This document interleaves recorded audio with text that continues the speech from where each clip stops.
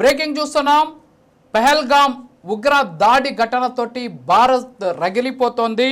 వెంటాడి వేటాడి శిక్షిస్తామని చెప్పేసి ప్రధాని నరేంద్ర మోడీ చెబుతూ ఉన్నటువంటి పరిస్థితి. కలలో కూడా ఊహించని విధంగా శిక్షిస్తామని చెప్పేసి ప్రధాని నరేంద్ర మోడీ బీహార్లో జరిగినటువంటి ఒక కార్యక్రమానికి హాజరై చాలా సీరియస్ వార్నింగ్ కూడా ఇచ్చారు.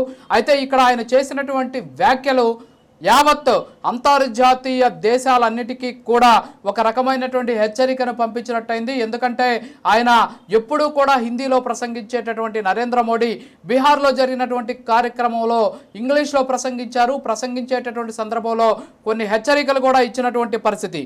ఏంటి అంటే కలలో కూడా ఊహించని శిక్ష వేయబోతున్నాం, నేను మీకు మాటిస్తున్నా, ఎవరిని కూడా వదిలిపెట్టను, వెంటాడి వేటాడి శిక్షిస్తా, ప్రపంచంలో ఎక్కడున్నా సరే వాళ్ళందరినీ కూడా లాక్కొచ్చి మరి మట్టిలో కలిపేస్తామని చెప్పేసి ప్రధానమంత్రి నరేంద్ర మోడీ ఇంగ్లీష్లో వార్నింగ్ ఇచ్చారు.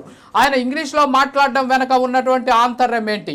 వాస్తవంగా మనం చూసుకుంటే నరేంద్ర మోడీ ఎప్పుడు కూడా హిందీలో మాట్లాడుతూ ఉంటారు.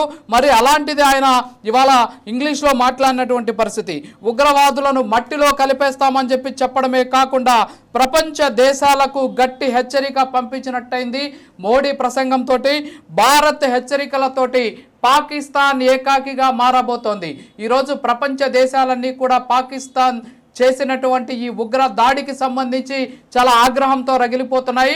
ఇదే అంశాన్ని ప్రపంచ దేశాలకు తెలియజెప్పాలనే ఉద్దేశంతో ప్రధాని నరేంద్ర మోడీ ఇంగ్లీష్లో ప్రసంగించినటువంటి పరిస్థితి కనిపిస్తోంది. సో ప్రధాని ప్రసంగంతో ప్రపంచ దేశాలన్నీ కూడా ఒక్కసారిగా అటెన్షన్కి లోనైనటువంటి పరిస్థితి. భారత్ పైన ఉగ్రమూకల దాడితో అక్కడ ఉన్నటువంటి టెర్రరిజాన్ని పెంచి పోషిస్తున్నటువంటి పాకిస్తాన్కి ఎలాంటి సాయం ఇతర దేశాల నుంచి అందకుండా ఉండేలా భారత్ ఇప్పటికే వ్యూహాలను అమలు చేస్తోంది.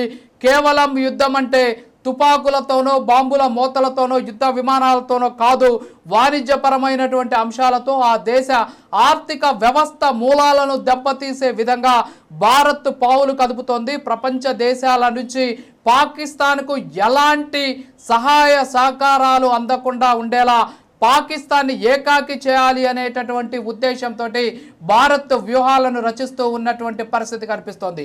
అంతేకాకుండా 5 నిర్ణయాలు తీసుకున్నటువంటి భారత్ అందులో దౌత్యపరమైనటువంటి సంబంధాలను పూర్తిగా తెంపేసింది. భారత్ అలాగే పాకిస్తాన్ మధ్య ఉన్నటువంటి బార్డర్స్ని క్లోజ్ చేసింది. మరోపక్క పాకిస్తాన్ పౌరులకు ఇచ్చేటటువంటి వీసాలను రద్దు చేసినటువంటి పరిస్థితి కనిపిస్తోంది. ఓవరాల్గా పాకిస్తాన్ ఏకాకిగా చేసి ప్రపంచ దేశాల ముందు దోషిగా నిలబెట్టి పాకిస్తాన్ వక్ర బుద్ధిని యావత్ ప్రపంచానికి చాటి చెప్పడం కోసం భారత్ వ్యూహాలను పన్నుతూ ముందుకు పోతోంది.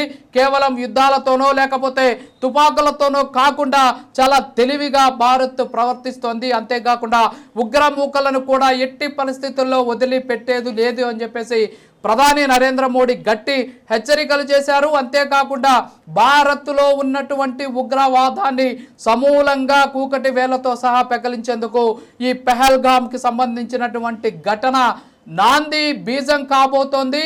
కాబట్టి ఖచ్చితంగా భారత్లో ఉన్నటువంటి ఈ ఉగ్ర దాడులను ఉగ్రవాదులను ఏరివేస్తామని చెప్పేసి ఇప్పటికే కేంద్రం కృత నిశ్చయంతో ఉన్నటువంటి పరిస్థితి కనిపిస్తుంది. ఉగ్రవాదుల కోసం వేట కొనసాగుతోంది. ఎవరిని కూడా ఎట్టి పరిస్థితుల్లో అంగీకరించమని చెప్పేసి ఇప్పటికే చెప్పినటువంటి పరిస్థితి మనకు కనిపిస్తోంది. సో ఓవరాల్గా మనం చూసుకుంటే ఏదైతే ఇప్పుడు ఉన్నటువంటి ఈ ఉగ్ర దాడులు ఏవైతే ఉన్నాయో ఉగ్ర దాడులను ఖచ్చితంగా అరికట్టేందుకు అవసరమైనటువంటి చర్యలను భారత్ చేస్తూ ఉన్నటువంటి సిచ్యువేషన్ కనిపిస్తోంది.